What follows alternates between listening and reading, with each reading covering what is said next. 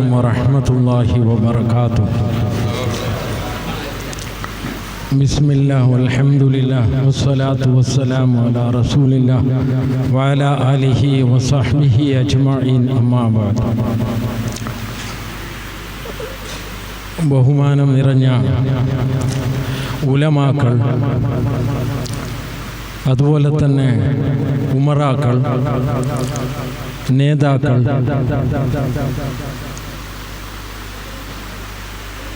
ഇവിടെയുള്ള മുഅല്ലിം മുതഅല്ലിം സുഹൃത്തുക്കൾ,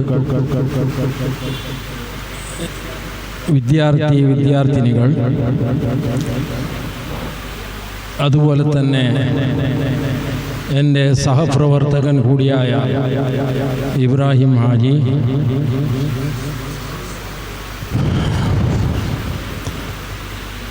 ഞാൻ ആദ്യമായി നിങ്ങളോട് ക്ഷമ ചോദിച്ചുകൊള്ളുന്നു.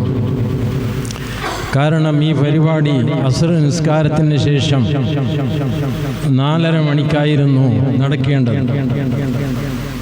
പക്ഷേ വേറെ 2 പരിപാടികൾ ഇന്ന് അസ്റിന് ശേഷം ഉണ്ടായതുകൊണ്ട് എനിക്കിവിടെ എത്താൻ 1 മണിക്കൂറോളം വൈകി.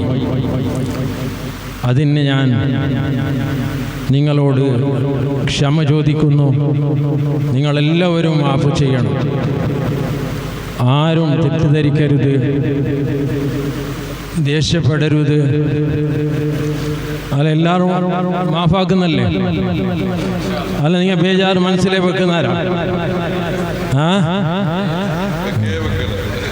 നിങ്ങൾ അത്ര ശല്യത് റാഹത്തായി ചിലെങ്കിലേ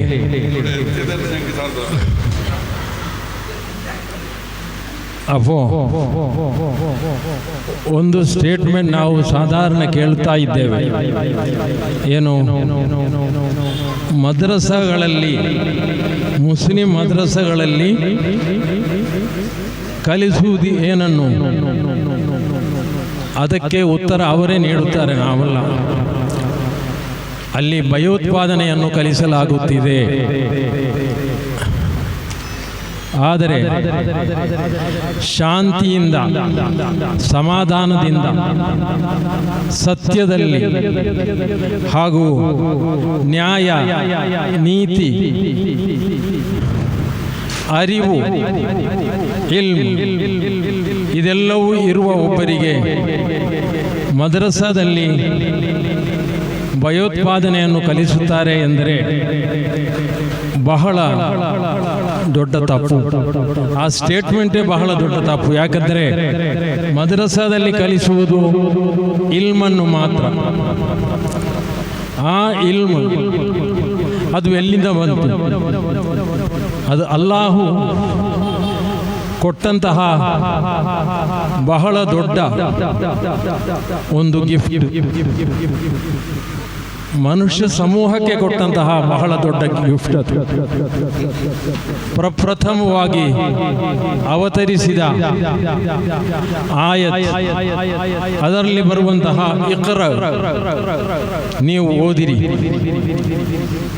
ನಬಿ ಕರೀಂ ಸಲ್ಲಲ್ಲಾಹು ಅಲೈಹಿ ವಸಲ್ಲಂ ತಗಳ ಜಿಬ್ರೀಲ್ ನಬಿ ಅಲೈಹಿಸ್ಸಲಾಂ ಏನು ಹೇಳಿದರು? ಓದಿರಿ. ಯಾವುದನ್ನು ಓದಬೇಕು ನನಗೆ ಗೊತ್ತಿಲ್ಲ ಎಂದು ನಬಿ ಸಲ್ಲಲ್ಲಾಹು ಅಲೈಹಿ ವಸಲ್ಲಂ ತಗಳು ಹೇಳಿದಾಗ ಒಂದಲ್ಲ, ಎರಡಲ್ಲ, 3 ಸಾರಿ ಜಿಬ್ರೀಲ್ ಅಲೈಹಿಸ್ಸಲಾಂ ಹೇಳಿದರು, ನೀವು ಓದಿರಿ. ನಂತರ ನಬಿ ಸಲ್ಲಲ್ಲಾಹು ಅಲೈಹಿ ವಸಲ್ಲಂ ತಗಳನ್ನು ಗಟ್ಟಿಯಾಗಿ ಅಪ್ಪುಗೆಯಿಂದ ಅವರು ಸ್ವಲ್ಪ ನೋವನ್ನು ಕೊಟ್ಟರು. ಆ ನೋವಿನಿಂದಾಗಿ ಜ್ವರ ಬಂದು ನಬಿ ಕರೀಂ ಸಲ್ಲಲ್ಲಾಹು ಅಲೈಹಿ ವಸಲ್ಲಂ ತಗಳು ತನ್ನ ಪ್ರಿಯ ಪತ್ನಿ ಖದೀಜಾ ಬೀಬಿ ರಲಿಯಲ್ಲಾಹು ಅನ್ಹಾ ಅವರ ಹತ್ತಿರ ಹೋಗಿ ಜಮ್ಮಿಲೂನಿ ಜಮ್ಮಿಲೂನಿ ಅಂತ ಹೇಳಿದರು. ನನ್ನನ್ನು ಕಂಬಳಿಯಿಂದ ಏನು ಮಾಡಬೇಕು? ನನ್ನ ಶರೀರವನ್ನು ನೀವು ಕಂಬಳಿಯಲ್ಲಿ, ಆ ಕಂಬಳಿಯಲ್ಲಿ ನನ್ನನ್ನು ನೀವು ಇಟ್ಟು ಬಿಡಿ. ಅದನ್ನು ಹೊದಿಸಿದರು. ಶರೀರಕ್ಕೆ ಅದನ್ನು ಹೊದಿಸಿದಾಗ ಅವರಿಗೆ ಆಗುತ್ತಿದ್ದಂತಹ ಆ ಚಳಿಗೆ ಸ್ವಲ್ಪ സമാധാന സിക്കിತು. നബി കരീം സല്ലല്ലാഹു അലൈഹി വസല്ലമ തങ്ങളോട് ഒരു സഹാബി ചോദിക്കുന്നു, ഏറ്റവും അധികം കൂലി കിട്ടുന്നതായ ശ്രേഷ്ഠമായ ജോലി എന്താണ്, നന്മ ഏതാണ് എന്ന് ചോദിച്ചപ്പോൾ നബി കരീം സല്ലല്ലാഹു അലൈഹി വസല്ലമ തങ്ങൾ അവിടുന്ന് മറുപടി നൽകുന്നു, അത് ഇൽമു പഠിക്കലാണ് എന്ന്.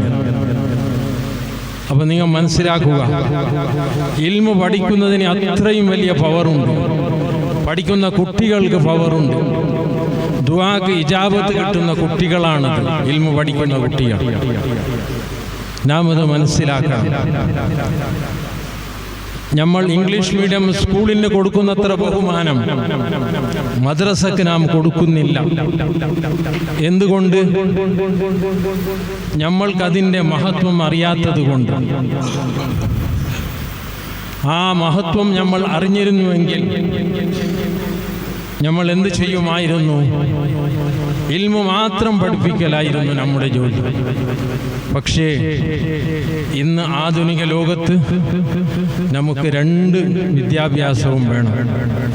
നിങ്ങളുടെ മക്കൾക്ക് നന്മയുടെ വഴികൾ കാണിച്ചു കൊടുക്കുക.